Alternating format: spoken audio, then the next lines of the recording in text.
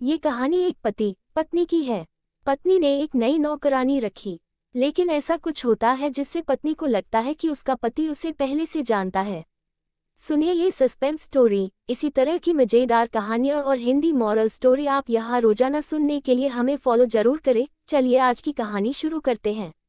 मेरा नाम सुमन है। मैं और मेरे पति राजेश एक बड़े शहर में रहते हैं। उनकी अच्छी नौकरी है। शादी के बाद मैं राजेश के साथ ही उनके फ्लैट में रहने आ गई थी। वो यहाँ करीब 1 साल से रहते थे। वो सुबह काम पर चले जाते थे, मैं घर में अकेली रहती थी।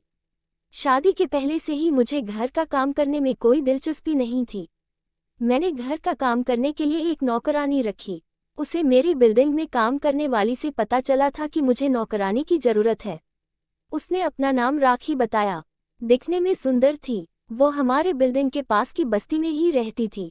वो जब मुझसे बात करने आई तो मैंने उसे रख लिया और अगले दिन से काम पर बुला लिया। अगले दिन सुबह सुबह ही वो मेरे दरवाजे पर आ गई। राजेश के ऑफिस का टाइम सुबह 9 बजे का है। वो रसोई घर में अपना काम कर रही थी।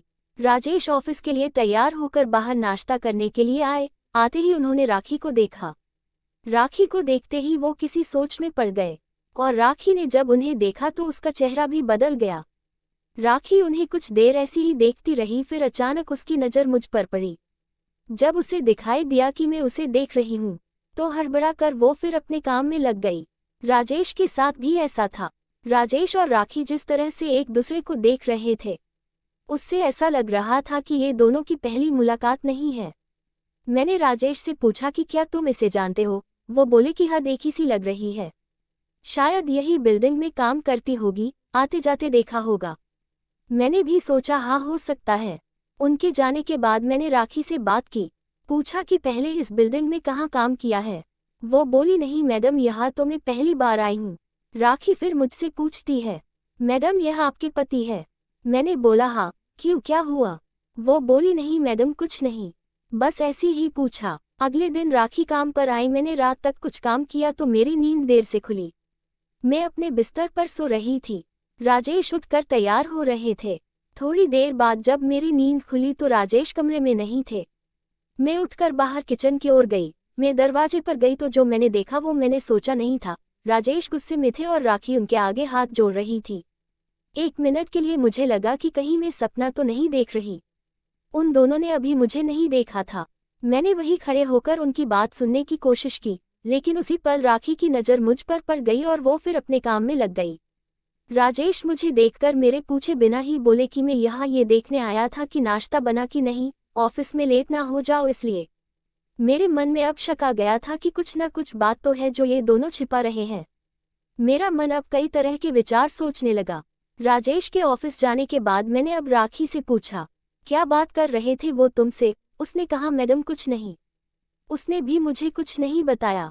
मैंने सोचा कि उसे नौकरी से निकाल देती हूँ, लेकिन फिर मैंने सोचा कि अभी उसे निकाल दूंगी तो पता कैसे चलेगा कि बात क्या है। मैं दिन भर यही सोचती रही। सोच रही थी कि उनसे सीधे सीधे पूछ लेती हूँ। शाम को वो घर आए। हम बैठकर एक साथ खाना खा रहे थे। राखी किचन में खाना बना रही थी। मैंने ऐसे ही कहा कि दाल में नमक ज़्यादा डाल दिया है, कैसा खाना बनाया है? राजेश राखी के सामने ही कहने लगे, नहीं ठीक है, अच्छा है, ऐसा ही खाना बनाती रहना। मेरे पति यह क्या कर रहे थे? एक नौकरानी की इतनी तरफदारी। रात को मैंने फिर सोचा कि उनसे पूछूं, लेकिन मुझे पता था कि वो फिर यही कहेंगे कि कुछ नहीं। रात को ही मैंने सुबह के बारे में सोच लिया था कि मुझे क्या करना है। मैं सुबह फिर बिस्तर पर आंख बंद करे लेटी रही।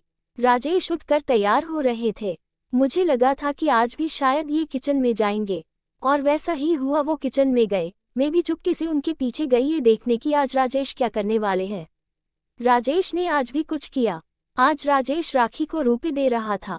मेरे घर में यह क्या हो रहा था? 3 दिन में इस नौकरानी ने मेरे पति पर ऐसा क्या जादू चला दिया? मैंने भी सोच लिया कि मुझे क्या करना था। उस शाम राजेश घर आए। घर आने के बाद उन्होंने कहा कि राखी को बोलो कि चाय बना दे। मैंने कहा कि चाय मैं बना देती हूँ। वो बोले कि क्यों वो नहीं आई?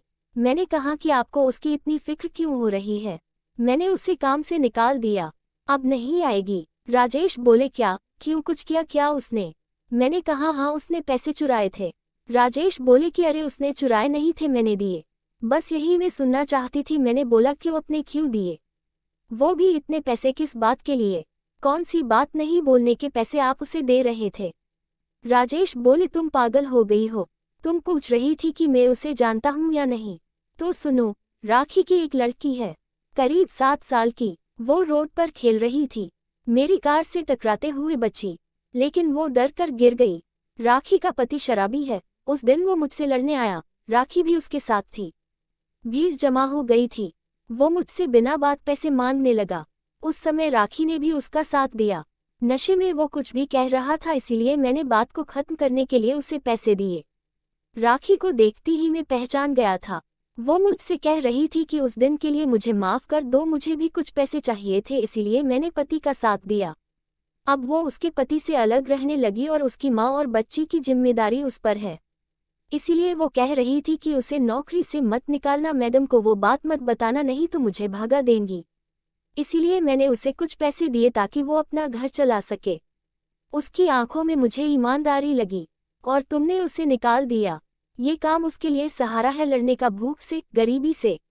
वो मेहनत कर रही है, कुछ गलत काम नहीं कर रही। मुझे उनकी बात सुनकर बहुत अफसोस हुआ। मुझे ना वो सब नहीं सोचना चाहिए था, ना उसे काम से निकालना था।